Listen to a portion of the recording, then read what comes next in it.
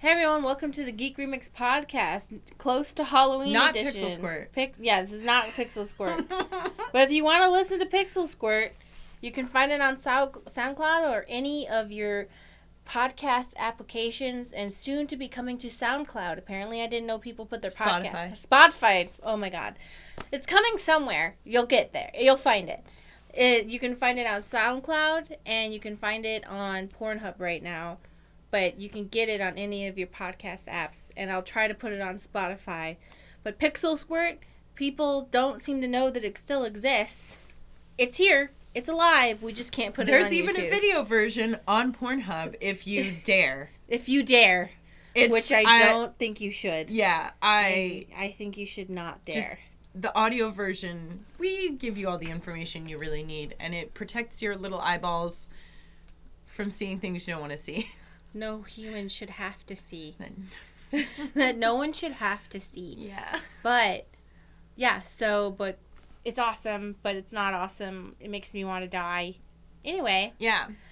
First up on the news today. Cowboy Bebop Netflix series halts production after John Cho was injured on set. They're describing... So, for those who are not already familiar, there's going to be a live-action Cowboy Bebop Netflix series. Hopefully it is better than the Death Note one. It won't be, and I don't trust. I'm just happy that they got an actual Asian person this time. That's always good, I feel like. But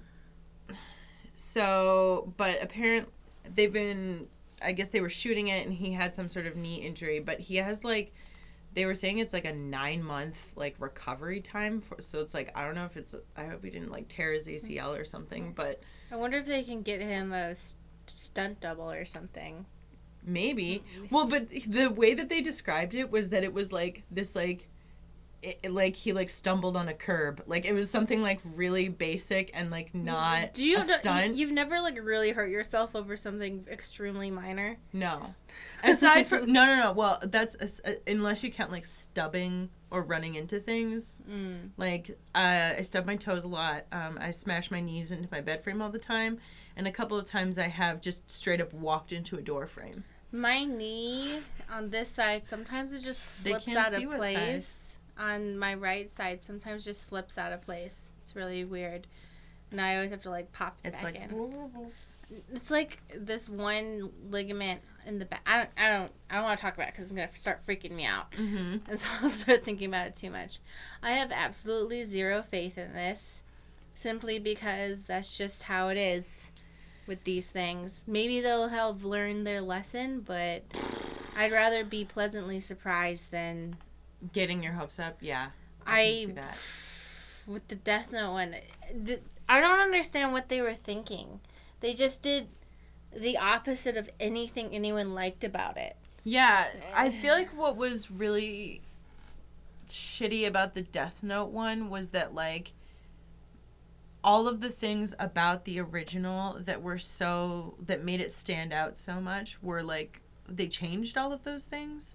And having Willem Dafoe as the Shinigami was such a good choice. Yeah. And then everything else was trash. I think the number one trash decision in that for me was changing Light to be a sympathetic loser. Yeah.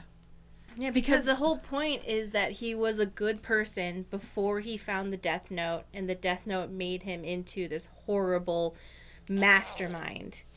So, the way it always felt to me, because I rewatched this within the past year or two, the way it felt to me was that it's almost underneath it all, he had that person inside of him, that even though he's I'm a good student and whatever, inside of him there's this darkness where he's it literally took him a whole day to suddenly decide he was God. A whole fucking day to be you know what? I could be God.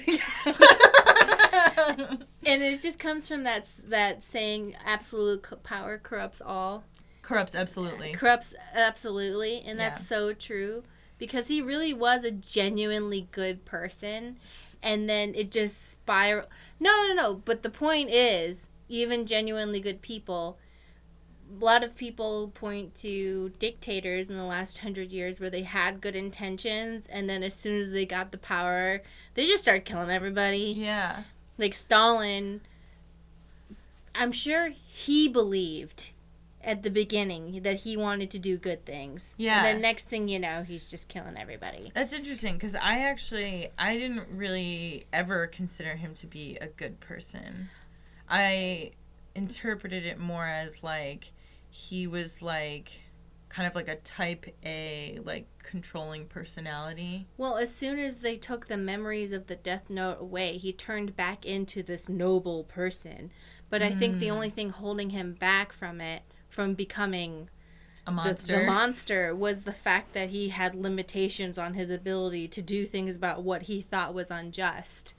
But, yeah, so I guess then the question is, like, if the power is all it takes, like, does that mean you are still a good person? No.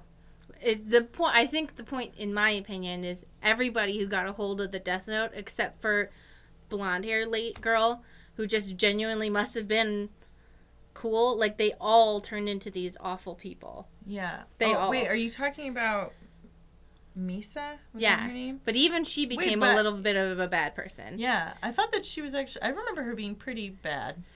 But she was bad in an adorable way, so I let that slide. What? She was cute. She looked cute doing it, so it's fine. She looked awesome, but also Light did not deserve a goth GF. No. He did not deserve a big titty goth GF. No. Misa deserved better. Yeah. But I guess she's like the Harley Quinn of manga, huh? Probably, yeah.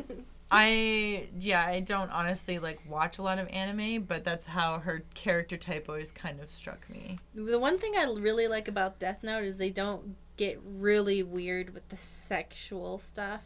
Not that I don't, like, I watch hentai sometimes, but when I'm trying to enjoy... we all need a good tentacle every now and then. Yeah, so every once in a while when I see every orifice filled with this thing and fluids everywhere. Yeah. It's just... I want to enjoy an anime without it being really, really creepy. Because Death Note, we creep a little bit on Misa. Mm-hmm. But it's like, okay, you know? Yeah. Whatever. Other animes where I'm like interested in what's going on, and then suddenly a pair of breasts just start wobbling into frame, and I'm like, what? Like, this reminds me of... I think it was in The Devil is a Part-Timer, where I loved everything about it, except that they spend a lot of time talking about and focusing on, like, one of the 13-year-old character's boobs. Yeah, that was really uncomfortable. And I was just like, I am, like, really uncomfortable with this. Everything else about it was, like, pretty fun. Yeah, Knights of Sidonia is really cool, except for the fact that they're like, and now we have to have a part where the suits go up the urethra of all the girls. And I was like, what is happening? But they saved it by having the main protagonist fall in love. Spoilers. For the next 30 seconds, the main protagonist falls in love with a 5-story tall alien hybrid who he talks to via one of its tentacles. So. Anime, and I respected that. This one is a quick one. So I don't know if you've seen all the Resident Evil 2 mods, but somebody took the goose from Untitled Goose Game and made it Mr. X. So if you, like, play this little thing, it shows it lifting up and it has his hat.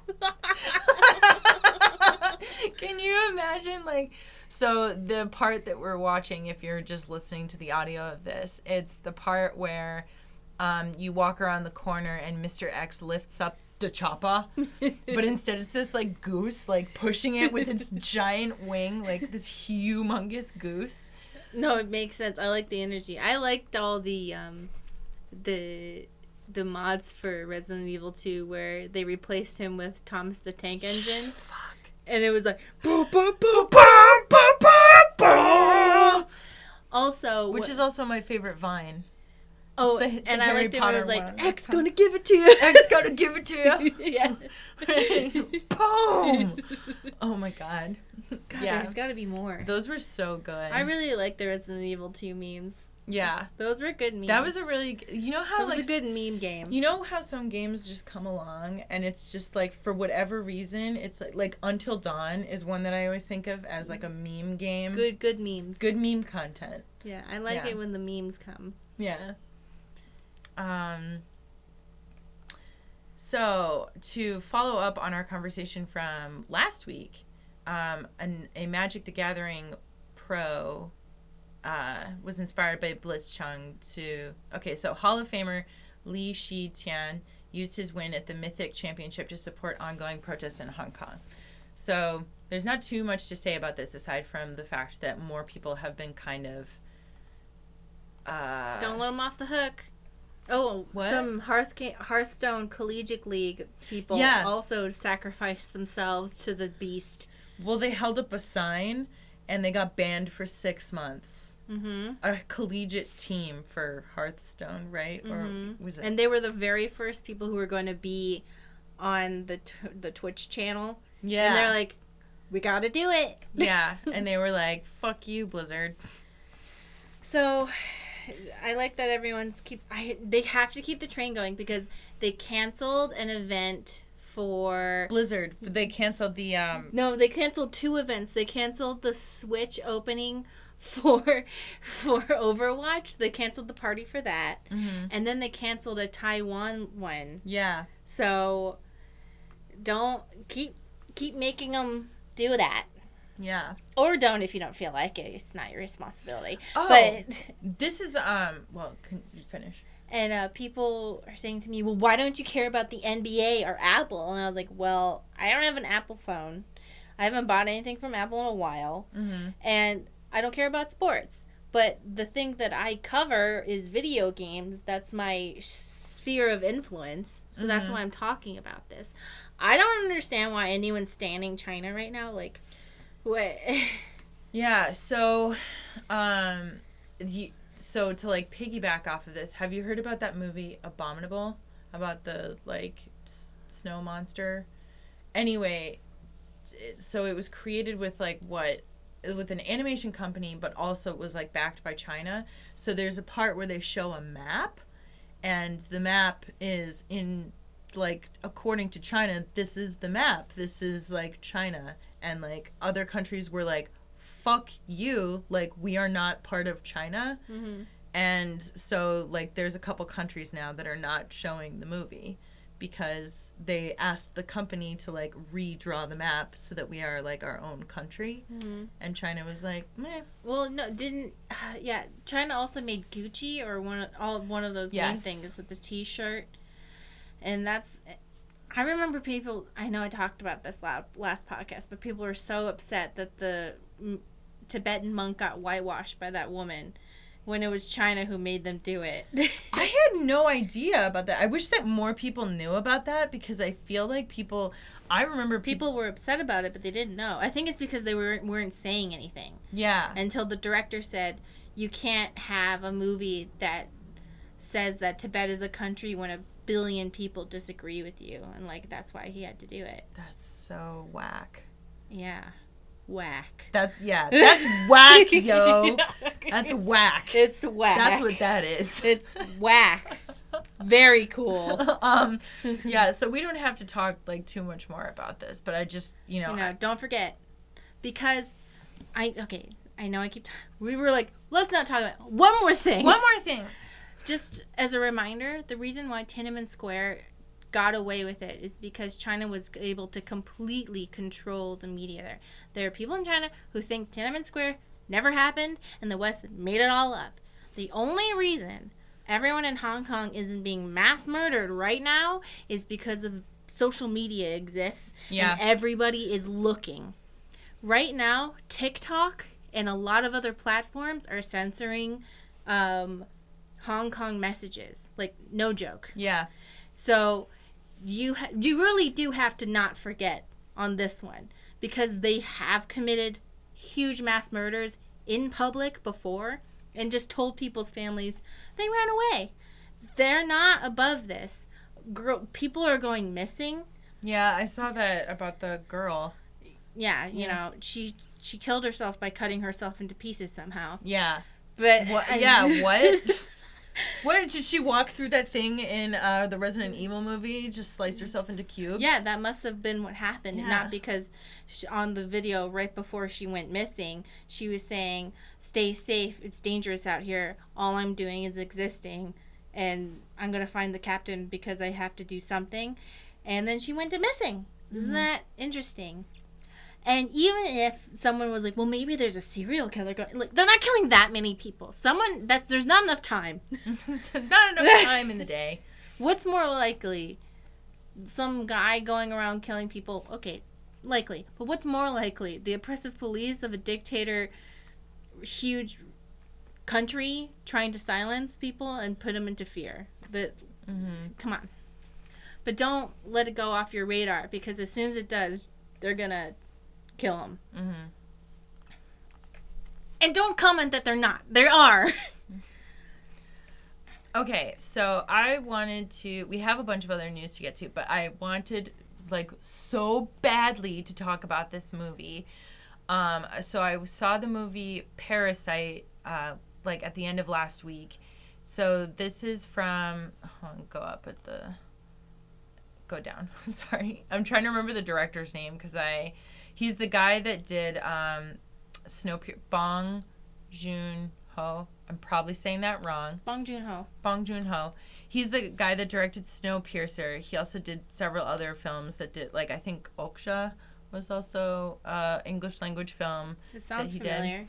Did. But Parasite is incredibly good. I recommend not looking up too much about it. Like, the basic premise that is spoiler friendly is that there's a wealthy family who ends up hiring a kid from a poor family. This is in South Korea. Hires a kid from a poor family to be their high school daughter's English tutor.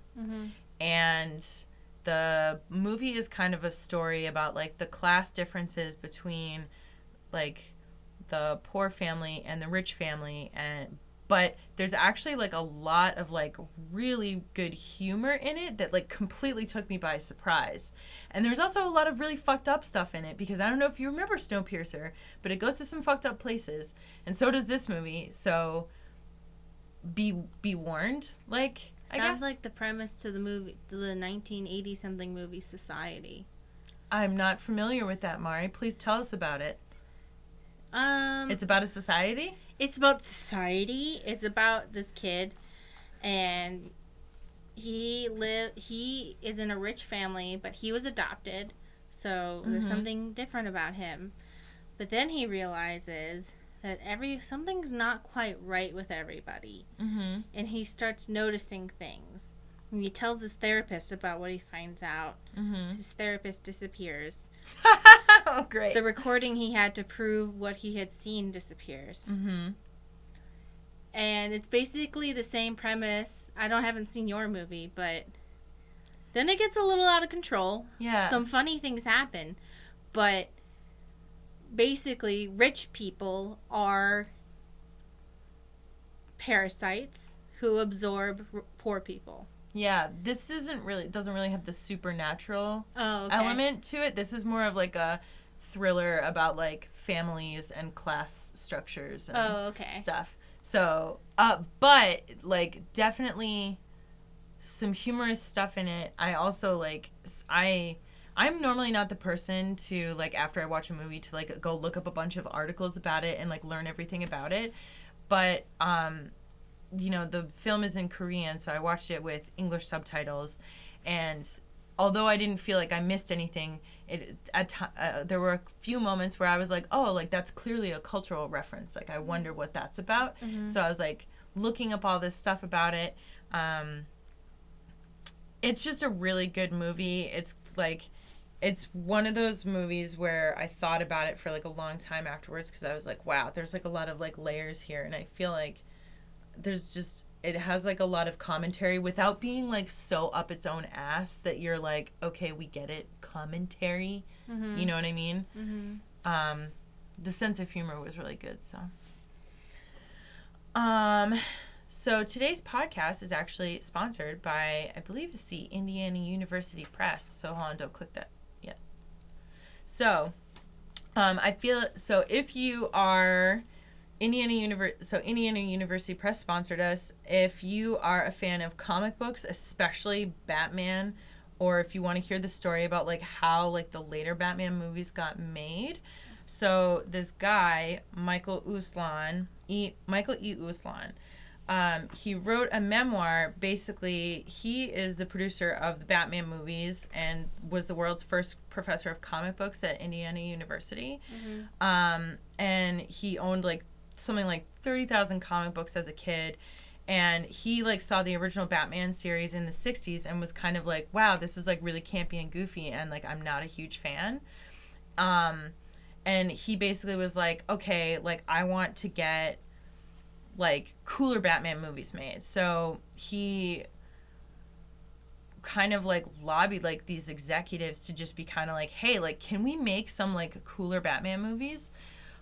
So I think he started with Tim Burton's Batman in 1989 all the way through Christopher Nolan's Dark Knight trilogy. He's been the producer on all of those. He was also, you know, a professor teaching like comic book lore. They sent us a copy of the book. It's like a pretty good size, but it has like tons of pictures of comic books in it. It also has like scans of like original like letters and like documents and a lot of photos. So it's like a really like fun read. It's, you know, it doesn't read like a textbook. And then it also has like, you know, like I was looking through it and it has a lot of like, he has like a pretty good sense of humor. And I don't know, I just thought it was like a really interesting book. So anyway, they have an offer for listeners of this podcast if you wanted to go pick up a copy of the book. Right now, for a limited time, Red Lightning Books and Indiana University Press are offering a special discount code available for listeners of this podcast. For 30% off your copy of The Boy Who Loved Batman by Michael Uslan, you can go to www.iupress.indiana.edu and use the code BATMAN. That's www.iupress.indiana.edu for a 30% discount at checkout. So, and like I said, like if you're a Batman fan, that seems pretty cool to me. So, I was trying to see if I could just put it on screen. But yeah. It's just use the discount code Batman. Use the discount code Batman. And if you need a spelling of the link, it's www.indiana.edu.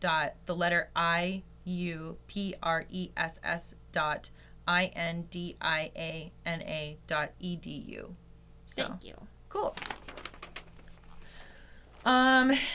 Okay, so I know that everybody next up the docket. Weekly Expanse news with Stacy. Weekly Expanse news. Listen, you know what? This is like the Expanse. I feel like. So I obviously like a lot of like nerdy things, but I feel like the Expanse is one of those things where like anytime there's like a whisper of news about the Expanse, I'm like, oh, it's the Expanse. Mm-hmm. They're writing about the Expanse. So I know we're all mad at Kickstarter right now, but there's a limited run Rocinante model, which is like the ship that they fly. They actually got like, so there's this company that does these like essentially like, do you want super cool like accurate like merch basically. Mm-hmm. So they got like the models of like the actual ship, and so they're making these like big, I think the model size is like 18 to 20 inches. Mm-hmm. There's like a whole bunch of other like cool like little medals and like things that you can get. Anyways, it's on Kickstarter. I just thought if anybody else was interested, they might be curious about it. So. Oh, here it is. It's on screen. But yeah, it has like removable parts and like the landing gear, and I don't know. I was like, yeah, cool. So. Someone's working on a Telltale-style Vampire the Masquerade role-playing game. Someone. It's interesting that they chose art from the console. No. You didn't read the title? It's the makers of the narrative Ventremy and the council are working on it. I assume it's because maybe people wouldn't be familiar with the title of the studio. immediately, and so they just. But I don't know why they would say someone. That seems like a very. Hold on a second. I thought this was already. What? News. I don't know. Is this for the tabletop? No. Oh, this has already been news. Why are they... No. This is something else. This is coming out in 2021. Vampire the Masquerade Bloodlines is getting a sequel. They announced this a few months ago. I thought that this is... No, this is the one that's... Oh, 2021. But I think they're talking about... Are you sure this is the same one that they announced? Because they're talking about... Because they announced one, and then this is like something else, I thought. Maybe it's something different. I'm confused. Because this was, more details about it. So they may have already announced it, but maybe they just announced like what studio is going to be working on. I don't know. Well, cool. I thought people might be interested since we're familiar with the studio. Even though we never got to finish that game. Well, maybe we will one day. NBC is making a sitcom based on eSports. Great. Oh, it's starring this guy. No. Here's what's like the cringiest part about this to me is that it's being developed by the Big Bang Theory people. Oh, so it's just It's called The Squad, Mari. Is it gonna have like 4 guys and then one token girl, and they all make jokes about how she's a gamer girl and how special she is for being a gamer girl? Yeah. Maybe she'll even wear a skirt. And then all the other guys will make extremely specific jokes about video games, but it's not even a joke, it's just them naming video games and everyone starts laughing. I'm not your healer. I'm your sniper. I'm here to destroy stereotypes. You mean like Mercy from Overwatch? Mercy's a healer. And then everyone just goes, ha ha ha ha ha ha ha ha ha. World of Warcraft Classic. Ha ha ha ha ha ha. And you're like, but what was the joke? You just said things. Yeah. What's your costume? The Doppler effect. Ha ha ha ha ha ha. But there wasn't a... There was no pun. There was, you just said it. Yeah.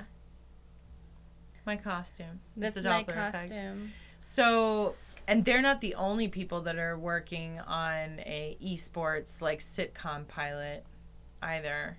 I think NBC and was it CBS? Like, there's 2 networks that are working on them. Because like when I saw this story, they were talking about another one too.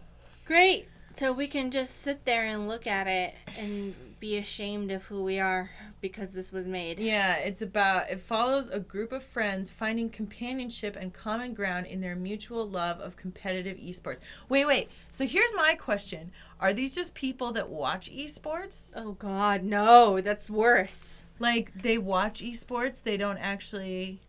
Well, not like I'm saying that, like... It'll probably be, like, 2 of them are esports you know what it's gonna people, be? and one of them's, like, wants to be, I don't know. Is this going to be, like, The League, but for esports? I bet you the whole, like, first episode is going to be about them accepting the girl into their esports clique because they're kind of sexist, but then realize that she's better at them.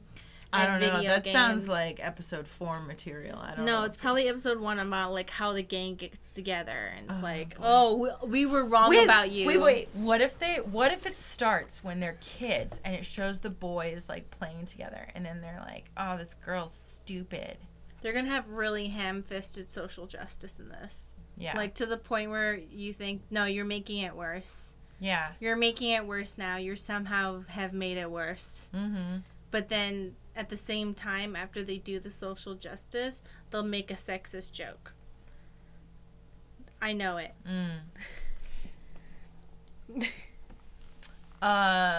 Okay, so apparently, Fortnite, the second whatever, the new Fortnite is here. But apparently in, I guess, like I have not played Fortnite, but basically what this article is talking about is how, like, a bunch of people, Fortnite Chapter 2, like, when they got in their, like, first match, I think, people were all like, oh, like, I won, like, or, like, I got all these kills, like, blah, blah, blah. And then everyone was like, wait a second, like, how did we all do so well? And so they did some testing, and it looks like the matches had a pervasive number of bots. This one person... I think that's just to get you hooked. Yeah, well, because it's like, oh, you gotta have a taste of winning, kid. Mm-hmm. No, it's no fun if you suck at games. Don't you want to win? You just want a little bit. You want to win. But like this one person who was like, who did the testing, they were saying that out of like 100 people, it was about 10 real people and 90 bots. Allie A. OMG, it's Allie A. At Twitter. Yeah. Oof. That's a lot of bots. I wonder why. A bot? A toxic friend? Who even knows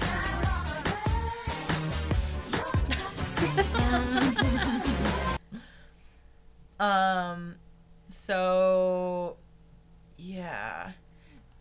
So now people are trying to share ways that you can play with, like, and determine whether the people that you're playing with are real people or bots.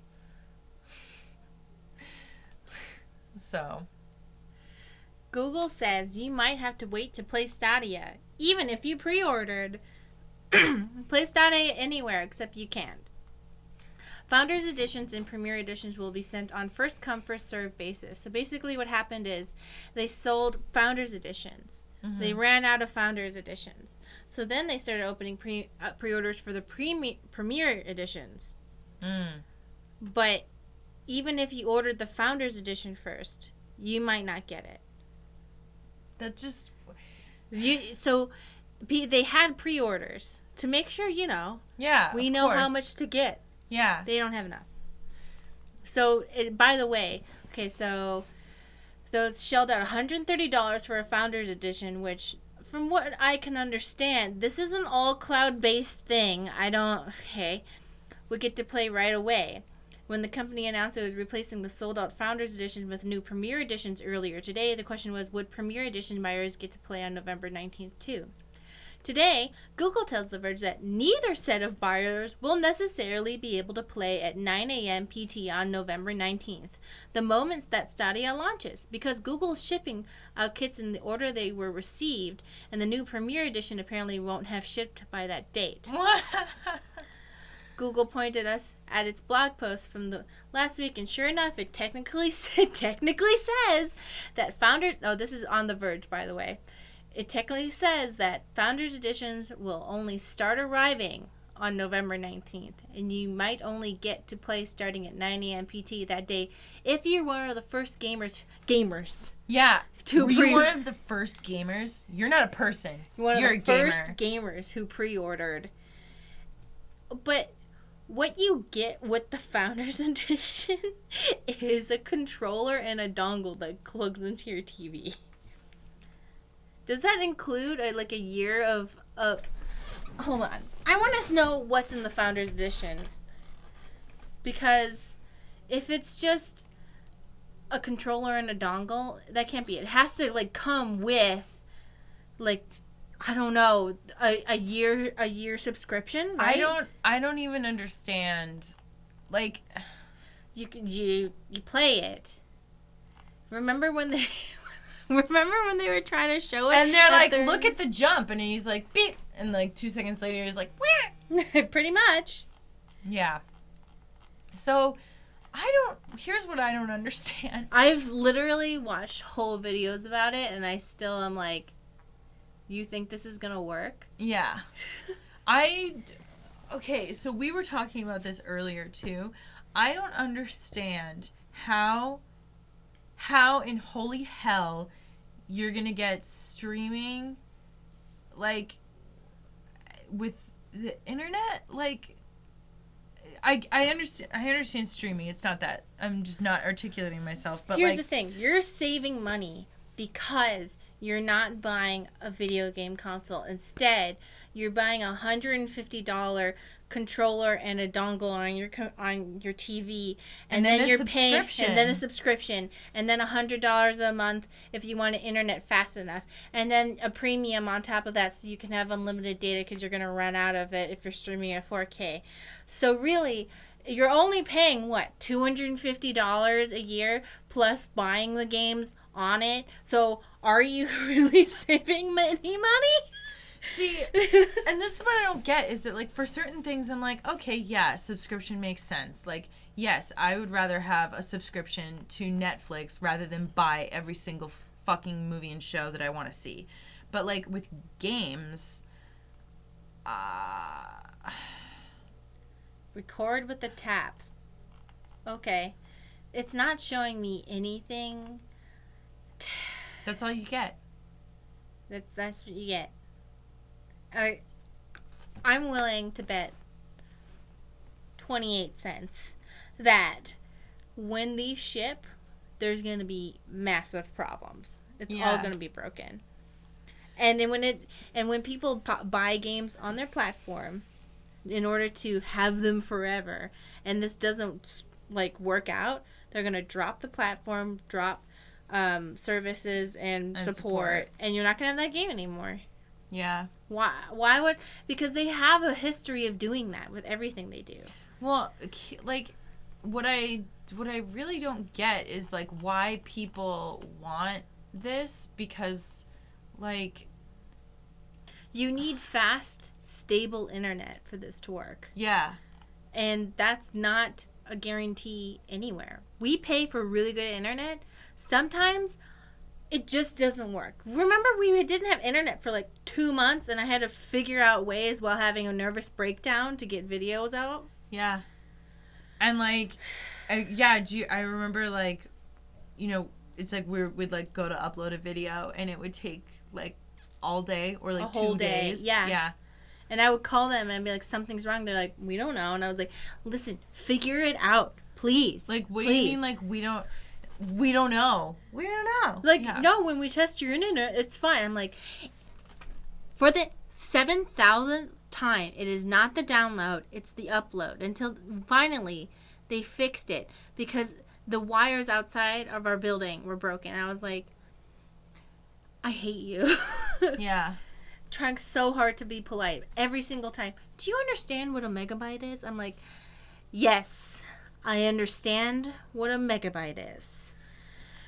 Anyway, Fallout 76 is now selling a $100 annual membership. Speaking of subscription services that are overpriced. A game I bought at launch thinking it was going to be fun. I buy it. It's $60 of my money. And they say future DLC is going to be paid by the microtransactions. I'm like, meh. But all future DLC will be free and funded by the microtransactions. Okay. Uh-oh, your game is trash and nothing works and everyone's bored? That kind of sucks. And you literally ruined everything about your launch, including the collector's edition and everything. Wow. Do you remember the canvas bag? Yeah. The plastic bag? Yeah. And then influencers got a free canvas bag? Yeah. Yeah, that was... we talked about that. Yeah. Yeah. Mm-hmm. Yeah. Well, now they're saying, would you like to get a $100 annual membership to Fallout 76, even though the DLC that's actually going to have human NPCs in it is not going to come out until next year? Doesn't make any fucking sense. Fallout... $13 a month or $100 a year. You still don't have to pay to play Fallout 76, so what the heck does this membership even get you? Here's the official rundown. Private worlds. So you can have a private world where just you can play by yourself. Well, or and you your can your friends. Or you can play... Yeah, well, I was going to get to that. Oh, sorry. It's cool. You or a few of your other friends, instead of just having to play with randos. Scrapbox. Great. So you can play the game... You get 1,650 atoms per month to use in the Atomic Shop. Oh my god, do you remember the like absolutely crazy prices where they were like, hey, would you like a sticker? It's gonna be like 500 atoms. That's $5. Yeah. for nothing. It was awful. I don't understand. And you get an outfit. I remember when I said, guys, this game's going to be bad. They're like, you don't know. And I'm like, I do know. I definitely know that it's going to be bad. What's this? Yeah, it's definitely 100% going to be bad. Please. And it was. But Outer Worlds is supposed to be cool. Yeah, and, like, it sucks because it's like, I know that people can, like, enjoy and have fun with stuff like this, but, like, my God, I feel like with some of these, like, subscription services, it's like, you can just really, like, microtransactions and stuff, you can just really, like, feel, like, them squeezing you for, like, you know, like, why create a good game and just have people buy it and be able to play it when we could charge them a subscription or, like, put all these microtransactions in there for, like, things that are actually really crucial, and so then we can just, like, squeeze every drop of money out of them that we can. And, like, I understand it from, like, a business perspective. I do. But at the same time, it's just, like, you know, if you're going to do something like that, like a subscription model or microtransactions, like, you have to have it be something of value that people are getting for it. Mm-hmm. Like, you know. I feel you. Yeah. So, yeah, but, you know, goodbye. Wait, is that the podcast? Oh, no, we were gonna answer some questions. Hold on. Oh, questions. I have a couple questions. Q&A. Yeah, because people were like, why are your podcasts so short? And I was like, we should just throw in some questions because then we can talk about random shit and not have to find a bajillion topics. So, we talked about Fallout. Oh, okay. What are some games or types of games for date nights if you have, like, a gaming or non-gaming partner?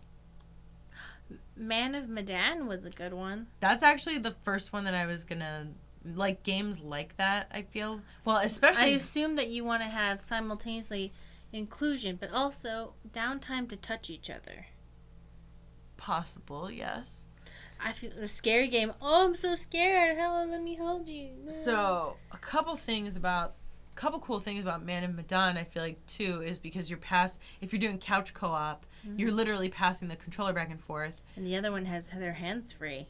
Yeah. Yeah. And the controls in that game are pretty basic. Mm-hmm. So, like, if your partner doesn't play games, or, like, whoever you're playing with, if they're not really a gamer, I feel like they can still have fun because you're mostly just like, oh, guiding movement and, like, pressing buttons and... Mario Kart, Mario Party. I love Mario Party. I know. I like Mario Party. No one ever wants to play the 50-turn one, but I do. I want to play. I want to sit here for 3 hours and then play have Mario it all Party. be random luck who wins. Yes, exactly. Because that's what drives the anger, the fear, the power, the lust, the strength, the weakness. You never know what's going to happen. I think David Cage games are fun to play with a friend because they are so ridiculous. And also because you can talk about, like, the decisions that you're making. Yeah, you can choose what you think you want to do. Yeah, and I feel like having those kinds of choices as opposed to, like, oh, let's just, like... shoot everything. One person's going to, like, shoot a bunch of things and then the other person's going to shoot a bunch of things. One thing I would say not to do is if she says she is a gamer on her OkCupid...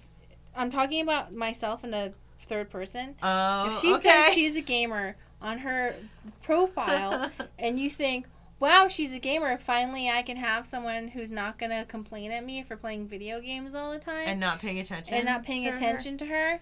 Well, let me invite her over. Oh, do you want to just sit there and watch me play Fortnite and watch me play Rocket League and you just sit there and do nothing? Okay, the problem is not the video games. Yeah. It's you. God.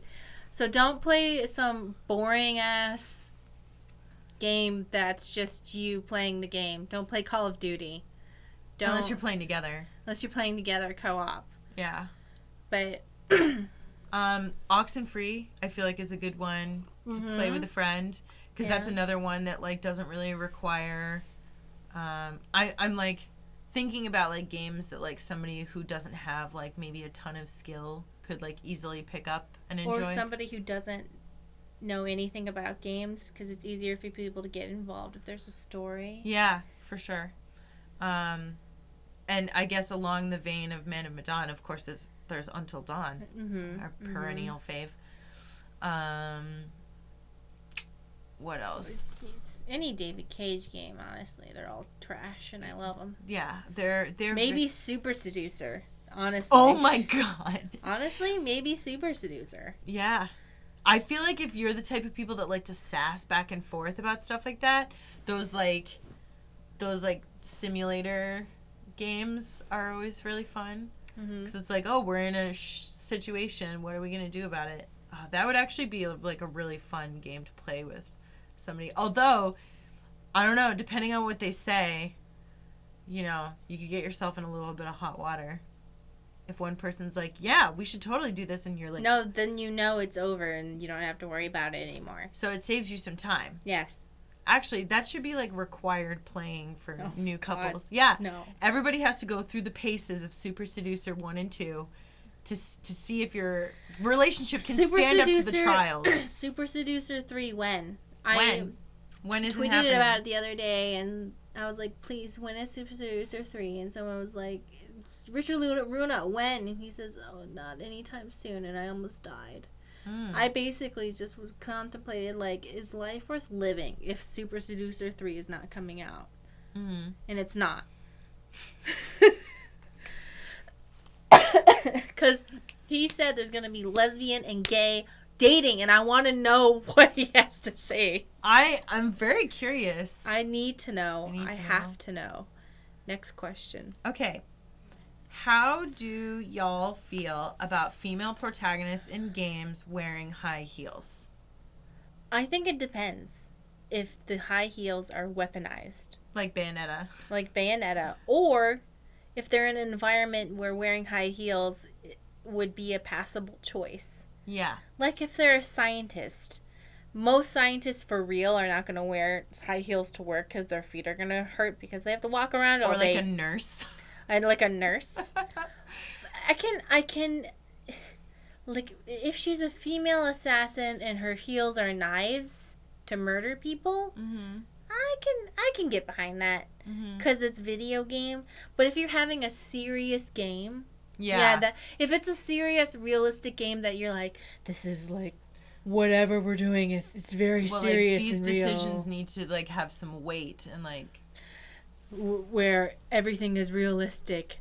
Now she's wearing ballet shoes and just walking on point as if it's normal. Yeah. I think, in my opinion, I feel that the reason why this happens is men don't realize the severity of what high heels are. And so they think women can just wear them and it's fine. Yeah. I think or like running in them for like any extended period of time. You can technically do it. It trashes your legs.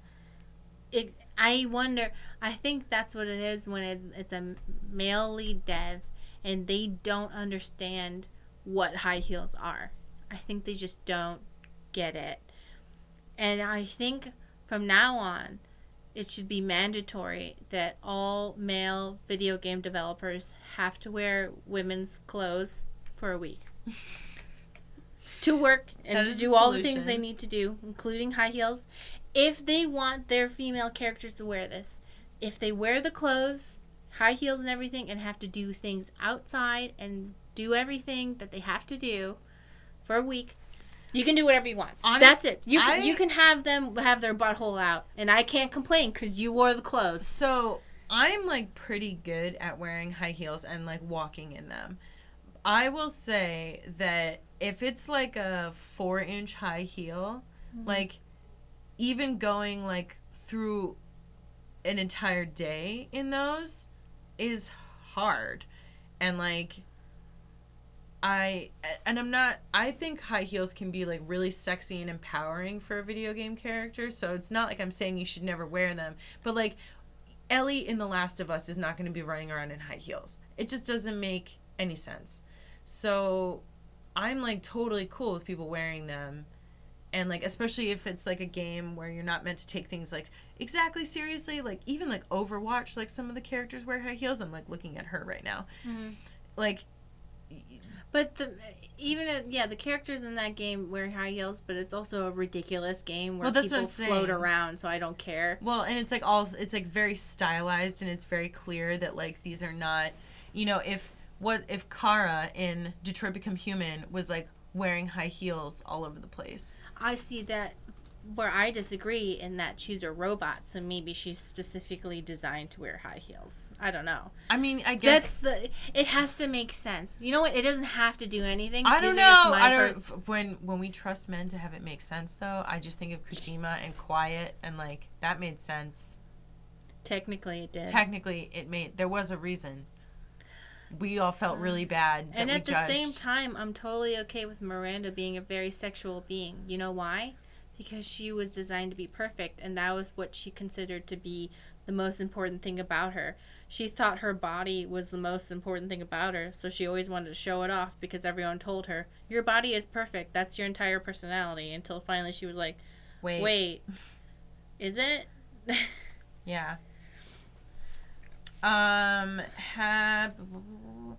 Do you have any predictions or comments on the upcoming Dragon Age game? I feel like we talked about this maybe a couple months ago. I'm gonna kick Solus's ass. He's gonna be there, and I'm gonna get pissed. Mm-hmm. And I need him to explain to me why he broke up with me, and not just avoid the question like he did in the Trespasser DLC. Mm-hmm. That's what I think. I think that's it. That's all I can predict. That's it. That's the tweet. Yeah, that's the tweet. That's the tweet. I'm big mad. Yeah. There are a lot of things leading up. I think they're going to finally open up the door to let all the old gods back in. Solus is going to try to merge the world that we are in and the Fade together, because a long time ago they were both used to be one, and that's why he gets so upset about everything. Mm-hmm. So he's going to try and merge the worlds together. Everyone gonna die. I think that the reason the Blight exists is to kill all the blighted dragons, and each of the dragons have a part of the sealed away elven gods in them, which is going to open an alluvion to where they are sealed inside. It makes sense, and it's going to happen, and your other guys are like, what are you talking about? Trust me. That's what it is, because there's 2 dragons. The number of dragons who get the Blight are the same number of missing elven gods. Mm-hmm. So it's related. And there's doors. I have a whole series about it. I don't even remember everything. Also, Sarah is a god too. Mm-hmm. Okay. The end. And last question, we'll end on a light one. What's one of your favorite childhood memories? Or like a funny childhood memory? I don't like these questions because then I have to think about it. So I'm not going to answer the question. Wow. Okay. I don't like when people are like, what about you? No. It's over. You don't remember anything funny from your childhood, okay? I probably do, but I just don't want to go into the vault. Okay, well, I'll share one of mine because I've shared it on the channel before. It was the Star Wars kid thing. Oh, yeah. Okay, so, when I was a teenager, first of all, I was definitely one of those teenagers who, like, played make-believe, like, after everybody else stopped playing make-believe. And, like, now as an adult, I'm like, oh, this, like, doesn't really seem as much like a big deal. But, like, when you're a teenager, I feel like you become acutely aware of the time at which everybody else stops using their imagination. So this one time I was, like, my grandparents lived in the same neighborhood as my parents. And so I was at their house. And I was outside, and I had, like, a broomstick. And I was, like, basically pretending that I had like a sword and was being a super badass, and was like running around in the driveway and stuff. And this kid that I had a crush on, who like lived down the street, like walked up and he was like, "What are you doing?" And it was really embarrassing. And I had like, and there was like, what if he was really into it and you didn't know? It's possible. He probably still thinks about it to this day.